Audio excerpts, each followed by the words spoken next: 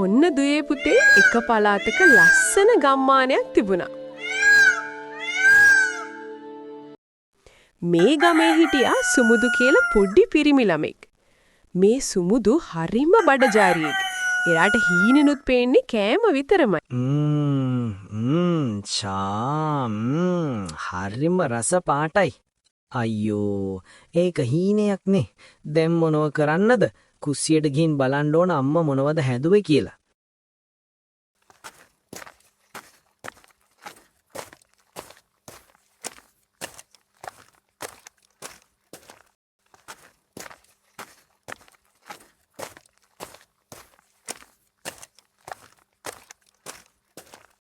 අම්මේ අද මොනවද උදේට කන්න හැදුවේ?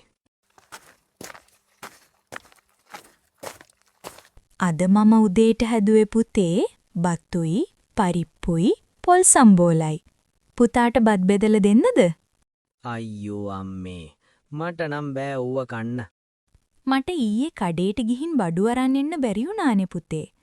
අද හවසට තමයි ඉතින් කඩේ යන්න වෙන්නේ. දැන් මේ තියෙන දෙයක් කමුකෝ පුතා.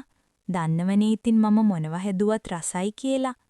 ඔව් අම්මේ මන් දන්නවා අම්මගේ කෑම හරිම රසයි කියලා. මම මේව කන්නම්. හැබැයි මට කඩෙන් ආප්ප දෙකක් කන්නත් සල්ලි ඕන හරිද? හරි. අර මේස උඩ ඇති රුපියල් 50ක්. ඒක අරන් ගිහින් කන්නකෝ.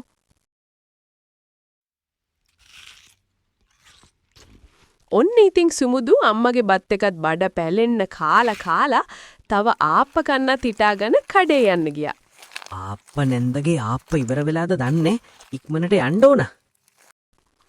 ඔන්න මගේදි සුමුදුට එයාගේ යාළුවා කසුන්ව මුණ ගැහුණා. සුමුදු කොහෙද මේ යන්නේ? මම මේ කඩේට යනවා. එහෙමද?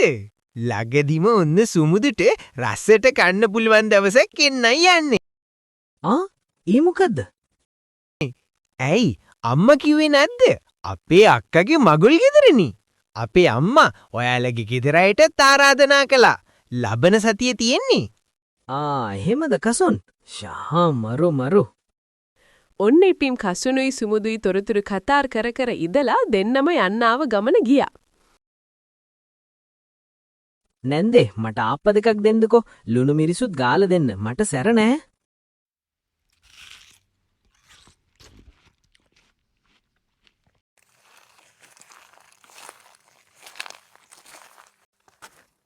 සුමුදු ආප්පත් කාලා ගෙදර ආව ගමන් කළේ අම්මගෙන් මගුල් ගෙදර කතාව අහපු එක. අම්මේ ඇත්තද මේ කසුල්ලගේ ගෙදර මගුල් ගෙදරට අපිට දෙන්න කිව්ව කියන්නේ? ඔව් පුතේ අපිට කිව්වා. මායි ඔයයි තාත්තයි එදාට යනවා. මම නම් ඉතින් කලින් දවසටත් ගිහින් උදව් පදව් කරලා එන්න ඕන. එතකොට අම්මේ මට ඇඳුමක් ගන්නත් වෙයි නේද? ඔව් පුතේ. පුතා හවසට තාත්තා එක්ක ගිහින් බලලා හොඳ අඳුමක් අරන් එන්න. තාත්තා කිව්වා අද ටිකක් කලින් ගෙදර එනවා කියලා. තවුම යන්නත් එක්ක.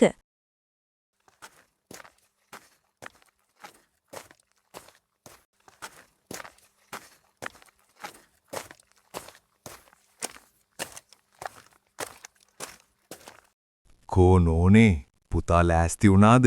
මේ ගමන්ම ටවුමට ගියොත් රෑ වෙන්න කලියෙන් එන්න පුළුවන්. මොකද නැත්තේ? දැන් පැයකට විතර කලින් ඉඳලම කොල්ලා ලෑස්ති වෙලා ඉන්නේ ටවුමෙන් මොනව හරි කන්න බලාගෙන. ඒක ඉතින් මන් නොදන්නවය. තාත්තේ මේ එනවා. කොල්ලෝ එහෙනම් යමු ඉක්මනට.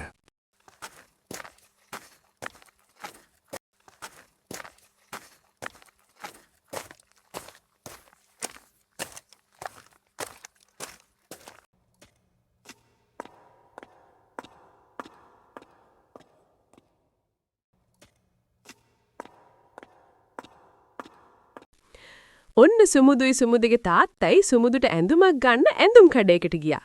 තාත්තේ මේ කලිසම හොඳයි නේද? ඕක ඇඟේ ගානටම නේද තියෙන්නේ?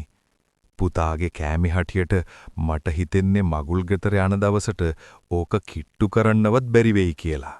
නෑ තාත්තේ මම මේ සතියේ වෙඩිය කන්නේ නෑ. අනේ මේක ගමු.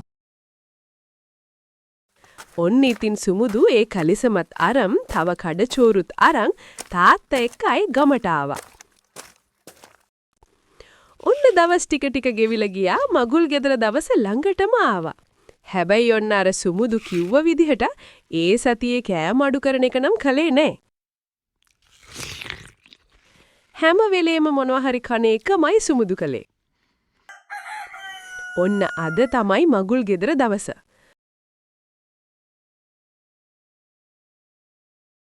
නෝනේ කෝයේ ළමයාට කිව්වනම් හොඳයි ඉක්මනට ලෑස්ති වෙන්න කියලා. මම කිව්ව මහත්තයා කෝ තාම කාමරෙන් එළියට ආවේ නෑනේ. අම්මයි තාත්තයි සුමුදු ලෑස්ති වෙලා එනකල් බලා හිටියට සුමුදුගෙන් කිසිම සද්දයක් නෑ.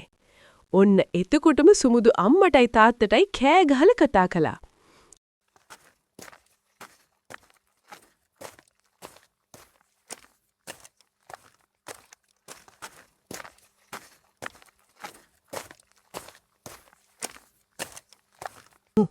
අනේ තාත්තේ මේ බලන්නකො මගේ අලුත් කලිසමට වෙලා තියෙන දේ. ඔන්න සුමුදුට හරි වැඩක් තමා වෙලා තියෙන්නේ. සුමුදු අර සතියකට විතර කලින් ගත්ත කලිසම සුමුදුට දෙන් හිර වෙලා බඩත් එළියට පේනවා. මම කිව්ව නේද ඕක ගන්නකොටම කෑමේ හැටියට ඕකනම් සතියක් යනකොට අදින්න බැරි වෙයි කියලා. අනේ නෑ තාත්තේ මම කාලා මහත් වෙලා නෑ මම කෑම අඩු කළානේ මම නම් කියන්නේ මේ කලිසම කෙට්ටු වෙලා මේ කලිසමේ රිදු වර්ගය හරි නෑ ඒක ඇකිලිලා ගිහින් තියෙන්න මේ සතියට කියලා වැඩක් නෑ. අපේ කොල්ලගේ ඉතින් කවදද බඩජාරිකම නම් අඩු වෙන්නේ. දැන් ඉතින් මොන්නොහේ පරණ එකක්වත් ඇදගෙන එන්න ඉක්මනට. සුමුදුගේ මේ කතාවට අම්මටයි තාත්තටයි හොද්දටම hina. අන්තිමට පරණ කලිසමක් ඇඳගෙන තමා සුමුදුට මගුල් ගෙදර යන්න ඕනේ. ඔන්න ඔහොම තමයි රාළුවනේ කලිසම කෙට්ටු උනේ. ඉතින් යාළුවනේ ලොකු කුඩා හැමෝටම බලන්න පුරුවන් තවත් මේ වගේ ලස්සන කතා බලන්න. අපිව සබ්ස්ක්‍රයිබ් කරලා තියාගන්න. හැමෝටම සුබ දවසක්. चम चम चम लेकर